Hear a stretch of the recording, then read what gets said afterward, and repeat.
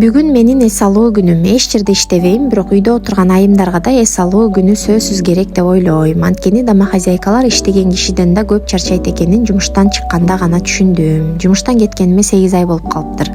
Бир жумада 2 эс алуу күнүм бар. Биринде кайненем карайт кызымды, экинчисинде күйөөм карайт. Ал күнү жумуштарымды бүтүрөмүн же жөн гана сыртка чыгып эс алып келемин. Бүгүн болсо биринчи эле чачымды кырктырганга бардым. Негизи Турцияда сфера красоты жакшы эмес, бирок чачты жакшы кыркышат деп ойлойм. Чачымды минтип кырктырдым.